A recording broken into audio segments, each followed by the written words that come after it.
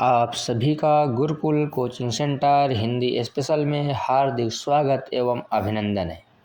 आज हम इस वीडियो में श्री लक्ष्मी नारायण मिश्र जी का जीवन परिचय पढ़ेंगे और समझेंगे। इस प्रकार यदि हम पढ़ेंगे और समझेंगे तो लिख भी लेंगे, पढ़ भी लेंगे, फेयर भी कंप्लीट हो जाएगी और आराम के साथ समझा जाता है कि किस प्रकार जीवन परिचय लिखा जाएगा।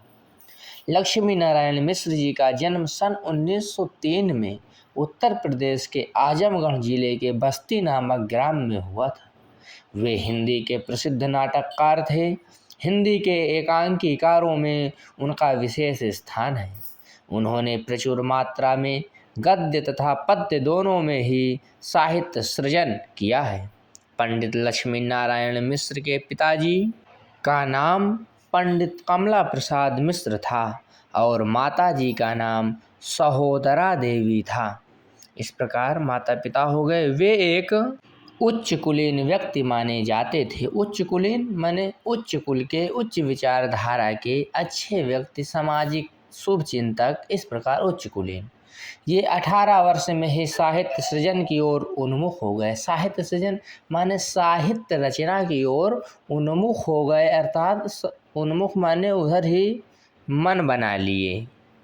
इन्होंने 1928 ईस्वी में बीए की परीक्षा केंद्रीय हिंदू कॉलेज से उत्तीर्ण की।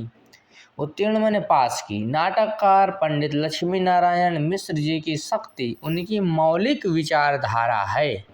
मौलिक विचारधारा का अर्थ होता है किसी व्यक्ति या समूह के अपने स्वतंत्र और अपने निजी विचारों से, मतलब वो किसी के बताए हुए या किसी रूढ़िवादी विचारधारा को नहीं अपनाता है, तो वही मौलिक विचारधारा हुई।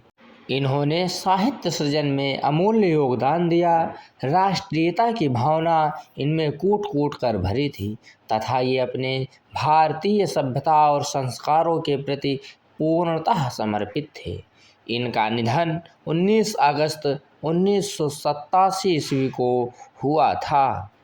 इनकी साहित्यिक सेवाएं देखिए। ये हिंदी के प्रसिद्ध नाटककार थे। इन्होंने प्रचुर माने पर्याप्त मात्रा में गद्य तथा पद्य दोनों में ही साहित्य सृजन किया, यानी साहित्य रचना किया, साहित्यिक रचनाएं की। मौलिक सृजन से लेकर अनुवाद तक उन्होंने स्वोद्देश्य लेखन किया है। स्वोद्देश्य लेखन क्या है? यानी स्पष्ट लेखन।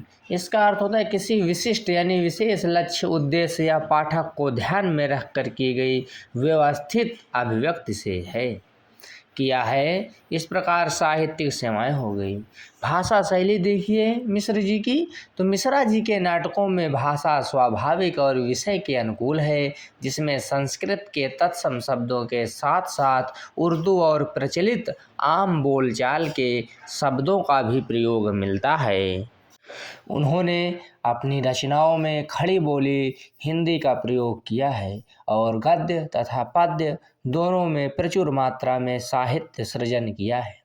प्रमुख रचनाएं इनकी देखिए, मिस्टर अभिमन्यु, कलंकी, अब्दुल्ला, दीवाना, कर्फ्यू, सूर्यमुख, अशोक, सन्यासी, राक्षस का मंदिर, मुक्ति का रहस्य, राजयोग और सिंदूर की होली, आधी रात, गरुण ध्वज, नारद की वीणा आदि।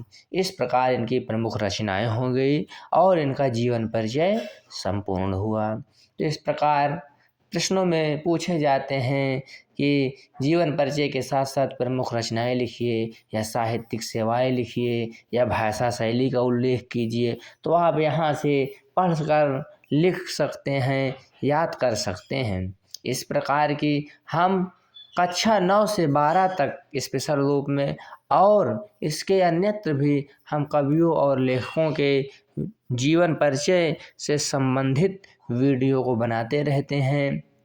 कक्षा 9 से 12 हिंदी और संस्कृत खंड, गद्य खंड, पद्य खंड, कथा खंड, नाटक खंड के समस्त प्रश्न और उनके उत्तरों को आप इस चैनल पर प्राप्त कर सकते हैं, देख सकते हैं।